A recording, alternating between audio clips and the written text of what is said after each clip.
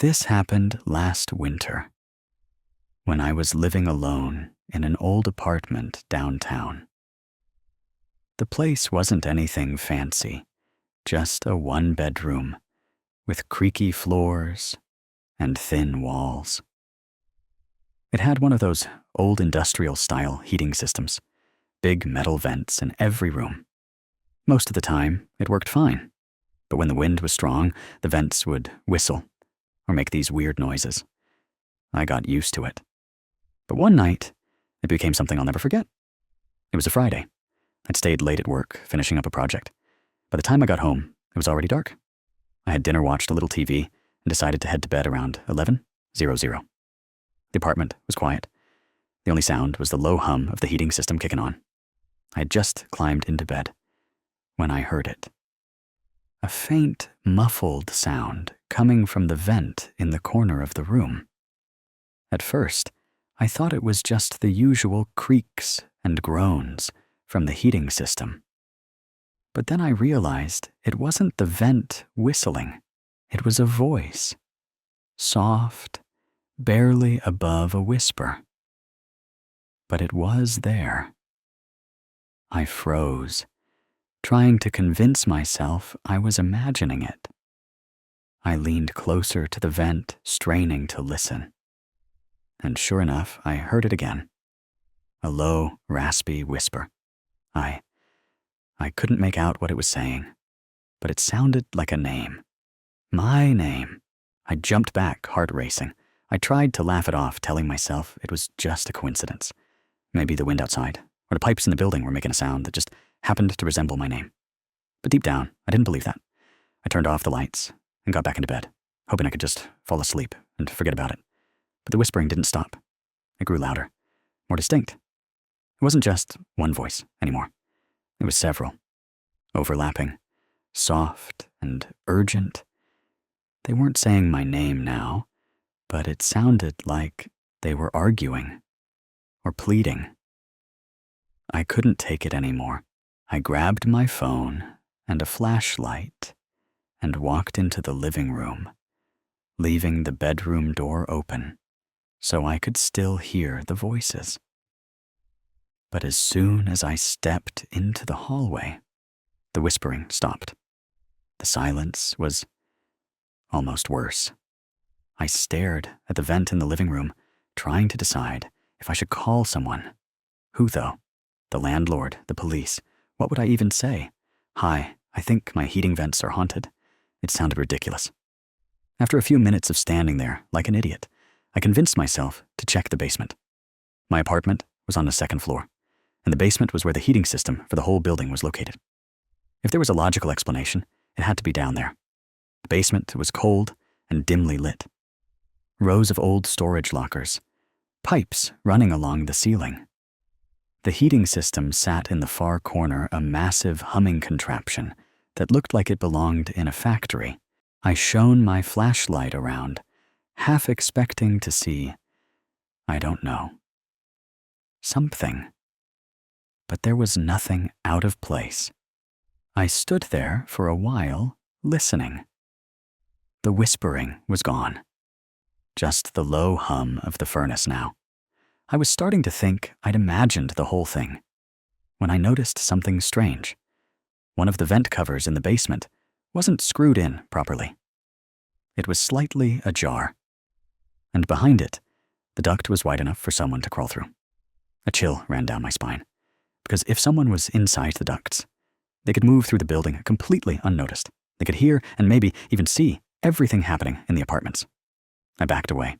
My flashlight was shaking in my hand. I was about to head back upstairs when I heard it again. The whispering. But this time, it wasn't coming from the vent. It was behind me. I spun around my flashlight beam, landing on an empty corner of the basement. The whispering stopped, and the silence pressed in on me, thick and suffocating. I didn't wait to see what would happen next. I bolted back upstairs, locked my door, and called the police. When they arrived, they searched the basement. They checked the vents. They didn't find anyone. But they did find signs that someone had been down there. Smudges on the duct walls, a few old tools, and an empty water bottle shoved into one of the corners. The officers told me it was probably a squatter, someone using the ducts to hide out during the winter. They assured me the landlord would seal everything up, but I couldn't stay there after that. I moved out by the end of the month. I never found out who or what was in those vents. Sometimes I wonder if it really was just a squatter, or if there was something else in that building, something that knew my name. Either way, I've never been able to sleep in total silence since. I always keep a fan on now, or some kind of background noise, just to drown out the whispers.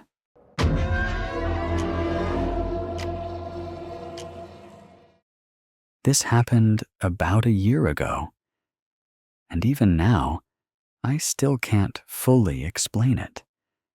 I try not to think about it too much, because when I do, it gives me the creeps. At the time, I was living in a small duplex on a quiet street. It was a decent setup, nothing fancy, but it was cheap, and I had it all to myself. Across the street was an empty house. It had been for sale for months, just sitting there, dark and lifeless, with a for sale sign out front. One Friday night, I was home alone. It had been a long week, and all I wanted to do was relax. I ordered a pizza, cracked open a beer, and settled in to watch a movie. By the time I looked at the clock, it was past midnight. I decided to call it a night. I went through my usual routine, made sure the doors were locked, turned off all the lights, and headed to bed. My bedroom was at the front of the house, with a window that looked out onto the street. I always kept the blinds down, but the street light outside still let in a faint orange glow. I was scrolling on my phone, trying to wind down, when I noticed something strange. A red light. It was faint at first, barely noticeable against the orange glow of the street lamp. But as I stared, it got brighter. It was coming from the house across the street, the empty one. I got up and peeked through the blinds. Sure enough, there was a single red light shining from one of the upstairs windows. It wasn't flashing or anything, just steady and bright. I figured maybe someone was touring the house with a flashlight. Weird timing, sure, but not impossible. Curiosity got the better of me, so I kept watching. The light moved slowly, shifting from one window to the next like someone was walking around up there. Then it stopped. For a moment, everything was still. I started to think maybe I'd imagined the movement. But then the light flickered. On, off, on, off. My chest tightened. It felt intentional, like a signal. I told myself I was overreacting. Maybe someone had finally bought the place, and they were just moving in late at night for some reason. Weird, yeah, but not impossible. I tried to brush it off and go to sleep, but I couldn't. I kept thinking about that light. Who moves into a house in the middle of the night with no moving truck, no lights on downstairs? And why would the light be red? It didn't make sense. I decided to check again, just to put my mind at ease. I got out of bed, pulled the blinds aside, and froze. The light was gone, but now there was a shadow in a window. Someone was standing there. I couldn't see their face, just their silhouette outlined by the faint glow of the street lamp. They weren't moving, just standing there, staring out the window, staring at me. My heart started racing. I dropped the blinds and backed away from the window. Like a complete coward, for a second, I thought about calling the cops. But what would I even say? Hey, there's a creepy red light and someone in the window of an empty house. It sounded ridiculous. I told myself it was probably a squatter, someone harmless, just looking for a place to stay. But I couldn't shake the feeling that I was being watched. I turned off all the lights in my room and sat on the bed, staring at the blinds. A few minutes passed. Nothing happened. The shadow didn't reappear. The light stayed off. I started to feel a little stupid, like maybe I'd just imagined the whole thing. And then, my phone buzzed. The screen lit up with a notification, unknown number. One new message. I opened it. All it said was, "Why are you watching me?" My blood ran cold. My mind raced, trying to figure out how anyone could possibly know I'd been watching them. My phone wasn't even near the window. And I hadn't been outside. I turned my phone off, tossed it on the bed, and just sat there, paralyzed. After what felt like hours, I finally worked up the nerve to peek out the window again. The house was dark. No red light, no shadow in the window. Just the empty street, quiet and still. The rest of the night was a blur. I didn't sleep. When morning finally came, I called the real estate agency listed on the for sale sign, just to ask about the house. The woman on the phone told me it had been empty for months. No one had been there recently. I moved out of that duplex a few weeks later. I never told anyone the full story because I didn't want them to think I was crazy.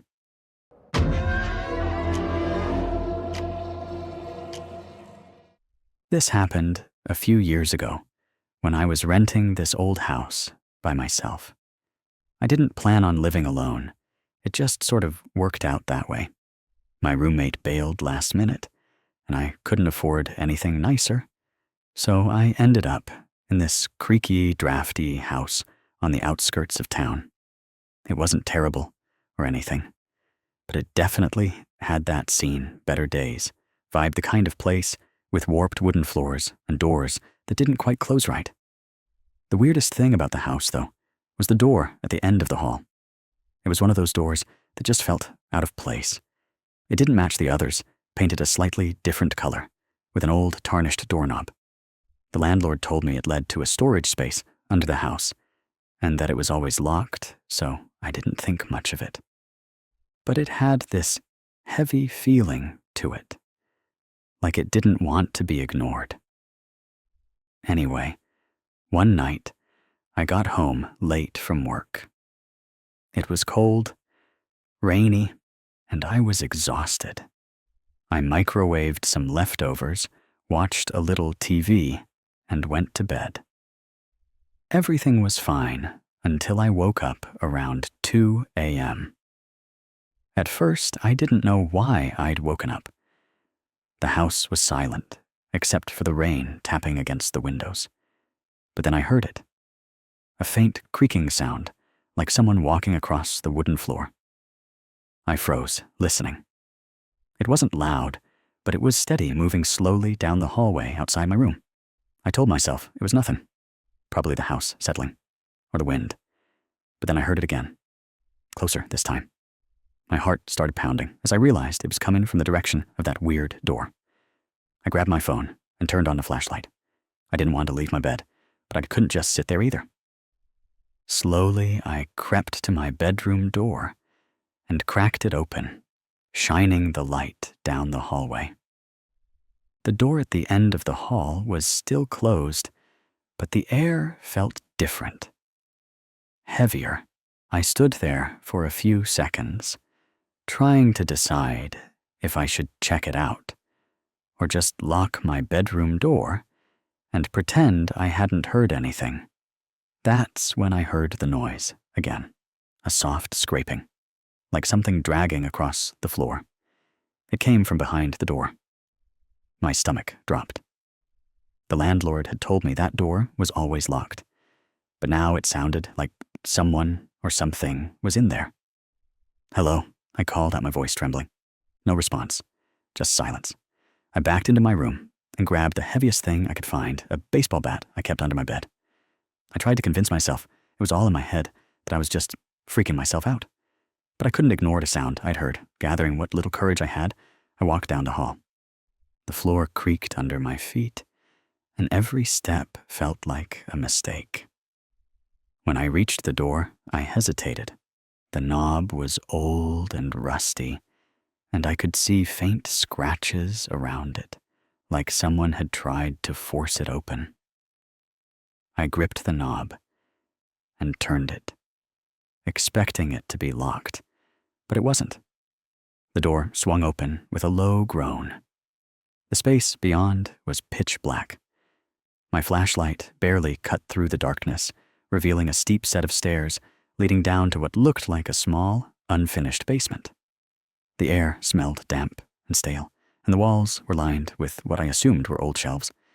I didn't want to go any further, but I had to know what had made that sound. I took a few steps down, shining the light around the room. At first, I didn't see anything unusual, just some dusty boxes and old furniture. But then, my light caught something on the floor.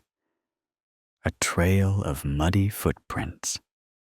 They were small, like a child's, and they led from the base of the stairs to a corner of the room. I followed the trail with my flashlight, my heart pounding in my chest. In the corner, there was a small wooden chair. And sitting on that chair was a doll.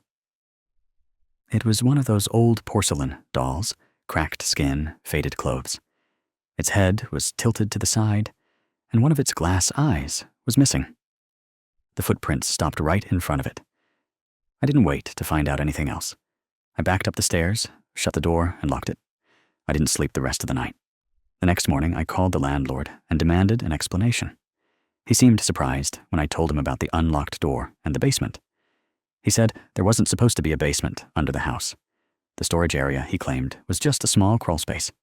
I moved out 2 weeks later. To this day, I don't know who or what was in that basement. But sometimes, I still wake up in the middle of the night, expecting to hear those footsteps again.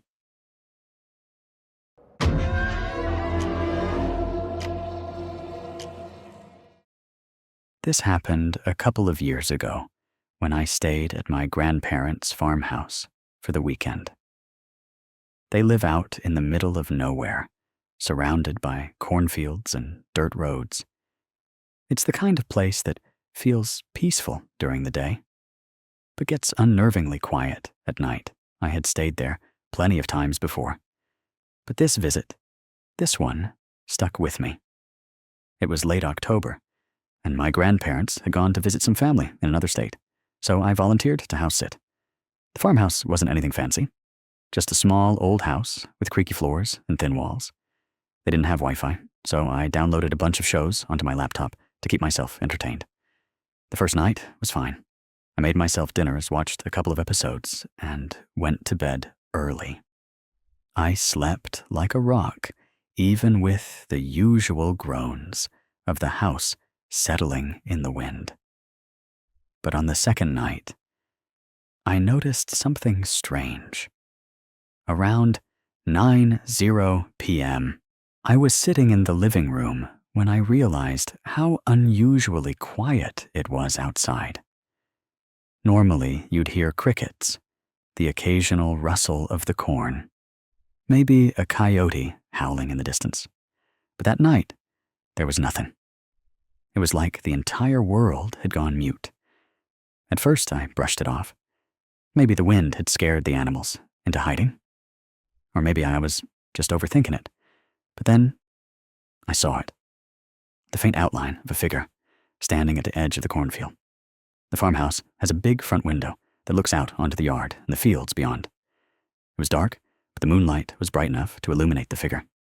They were tall, standing completely still, facing the house.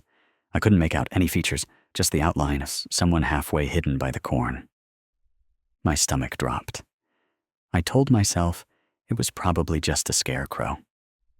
I'd seen my grandpa put one up a few weeks before. But deep down, I knew that wasn't it. The scarecrow was farther to the left, closer to the barn. This was someone else.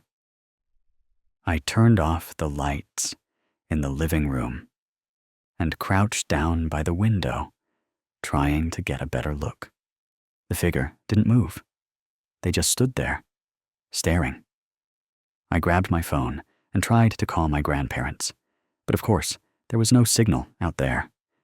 For a few minutes, I just sat there, staring at a figure, trying to decide what to do. Part of me wanted to lock all the doors and hide in the bedroom, but another part of me wanted to confront whoever it was. I grabbed the flashlight my grandpa kept by the door and stepped outside onto the porch. The cold night air hit me like a slap, and I could hear my heart pounding in my ears. I shined the flashlight toward the figure, but the beam didn't reach far enough to illuminate them clearly. I called out, "Hello, who's there?" No response. I called again, my voice cracking. Still nothing. The figure didn't move. They just stood there, unnervingly still. I stepped back inside, locking the door behind me, and decided to wait it out. Maybe it was just some weirdo passing through, and they'd leave on their own. But they didn't. Hours passed, and every time I checked the window, the figure was still there. They hadn't moved an inch. Around midnight, I heard something new, a faint tapping sound coming from the back door. My blood ran cold. I crept to the kitchen and peeked through the window above the sink, but there was no one there. The tapping continued, soft and deliberate, like someone was testing the lock. I grabbed a knife from the counter and backed into the living room, trying to stay quiet. That's when I realized the figure in the cornfield was gone. My heart sank. I checked all the windows. No sign of them. The tapping had stopped. But now, the silence felt suffocating. I spent the rest of the night sitting on the couch, clutching the knife, and staring at the front window, waiting for something, anything to happen. When the sun finally came up, I cautiously stepped outside. The yard was empty. The cornfield looked as it always did, swaying gently in the morning breeze. But when I walked around to the back door, I saw something that made my skin crawl. On the dusty glass, a single handprint, smudged, too large to be mine, the fingers long and thin. I left that day and didn't go back until my grandparents returned. I never told them what happened. I didn't want to scare them. But to this day, I can't look at a cornfield without feeling like someone's watching me from the shadows.